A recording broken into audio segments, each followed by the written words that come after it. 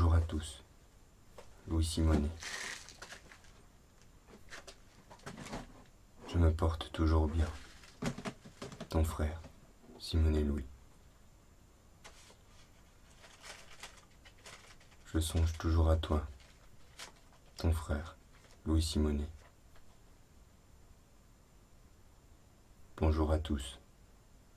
Louis Simonet. J'arriverai que le 27. Louis Simonet. Arrivé bon port. Bonjour, Louis Simonet. Brest, le 1er février 1912. Bonjour à tous, Louis. Brest, le 21 février 1912. À bientôt, Louis. Brest, le 2 mars 1912. À bientôt, Louis. Marseille, le 31 mars 1912. Bonjour de Marseille, Louis. Bonjour à tous, Louis Simonet.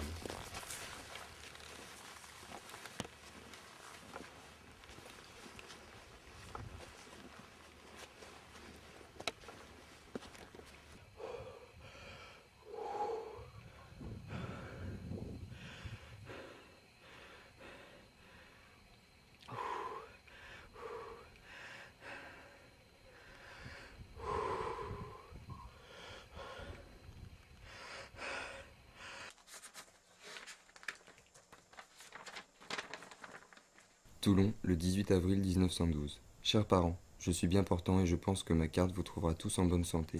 Si vous avez l'adresse de René, donnez-la moi dans votre prochaine lettre, car il ne m'a pas encore écrit. Je n'ai pas pu vous écrire plus tôt, car nous travaillons de 5h du matin à 9h du soir. En arrivant à Toulon, j'ai vu Delray et nous avons passé la soirée du dimanche ensemble. Pendant le voyage, je me suis arrêté à Lyon et à Marseille. Je pense que nous allons partir pour les Salindières à la fin du mois. Je ne vois plus rien à vous dire pour le moment, que je termine en vous embrassant tous. Louis.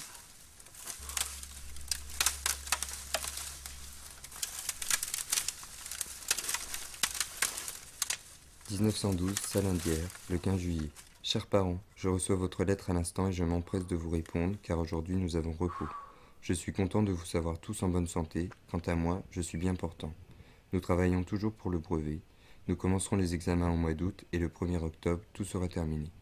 Post-Christum, je pense retourner à Toulon le 20 août et sur le Jules Michelet du 21 au 28. J'ai déjà été sur le Jules Michelet du 17 au 24, la veille de l'accident où nous avons quitté.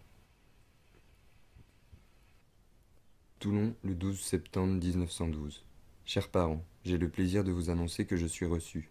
Les examens sont terminés depuis mardi soir et aujourd'hui l'amiral nous a donné notre brevet. Je ne sais quand je débarquerai du Marceau. J'attends avec impatience mon prochain embarquement. Je pense vous donner bientôt ma nouvelle adresse. En attendant, vous pouvez m'écrire à bord du Marceau, comme avant. Il y a longtemps que j'ai reçu des nouvelles de René. Je vais lui écrire demain. Nous avons 15 jours de permission, du 12 au 20 septembre, mais je ne les ai pas prises. Ce sera pour la prochaine fois. S'il fait mauvais temps à Nevers, il n'en est pas de même à Toulon. L'été a été moins chaud que nous le croyions et personne ne s'en est plaint. Nous avons eu aussi un peu de pluie, mais pas de grêle. Dans votre prochaine lettre, dites-moi si vous avez pu récolter quelque chose à Saint-Éloi. Dans l'attente d'avoir bientôt de vos nouvelles, je termine en vous embrassant tous, Louis, à bord du Marceau, 16e escouade, rade de Toulon. Je m'empresse de répondre à votre lettre du 19 décembre. J'ai appris avec plaisir votre état de bonne santé.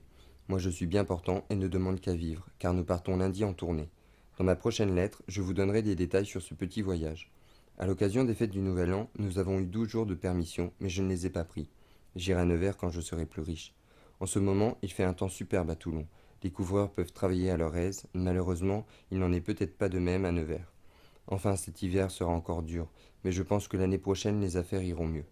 René aura sûrement une bonne place et Gabriel commencera à gagner. Quant à Jacques et Elisabeth, ils font de grands progrès en classe, et je pense qu'ils continueront. Quand vous me réécrirez, dites-moi si vous avez l'idée de changer de logement et si vous avez une remise en vue. Dans l'attente de votre réponse, je termine en vous embrassant tous, Louis.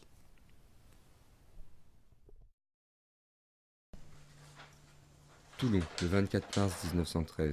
Chers parents, les permissions de Pâques me sont supprimées parce que je suis puni.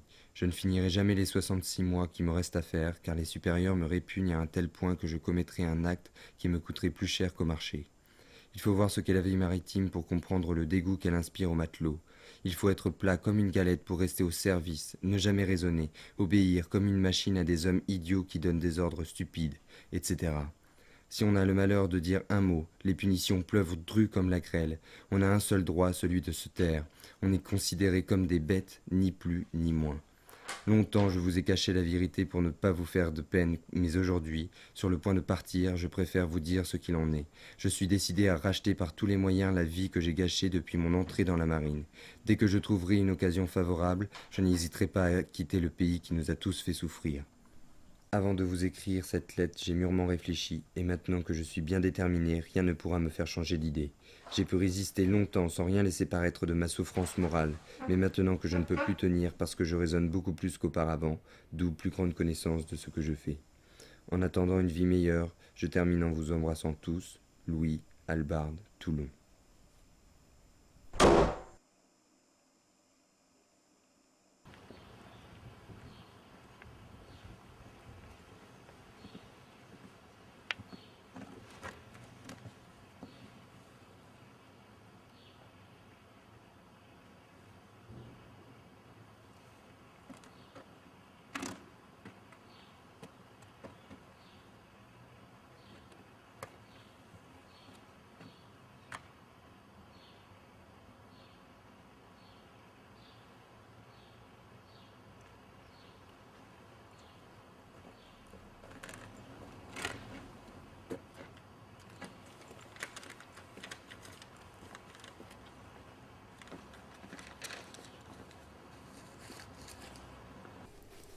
« 11 h du soir, Toulon, le 2 avril 1913. Chers parents, n'étant partisan ni de l'armée ni de la guerre, n'ayant aucun métier, je préfère déserter que d'attendre ma libération, car à cette époque je serais sur le pavé, tandis que maintenant je peux essayer de me faire une position quelconque. Je ne quitterai pas la France avec l'espoir de ne jamais vous revoir, au contraire, je partirai avec la ferme intention de vous faire venir un jour vers moi. Cette pensée me donnera du cœur à l'ouvrage, et je travaillerai avec ardeur pour la bonne cause, pour notre bonheur à tous. On m'a fait signer à 16 ans, acte qui n'est pas légal puisque devant les tribunaux civils, tout homme qui n'a pas 18 ans est considéré comme agissant sans discernement. Aujourd'hui que j'ai l'âge censé raisonnable, je ne reconnais pas mon engagement valable, aussi je le casserai par mes propres moyens. Ce sera mon crime. Pour permuter, je ne demanderai même pas, car à être à Toulon ou à Cherbourg, c'est toujours la vie militaire, et c'est justement cette vie que je ne peux souffrir. Je vais me coucher, pour me lever à 3 h faire le quart. Je termine en vous embrassant tous, Louis.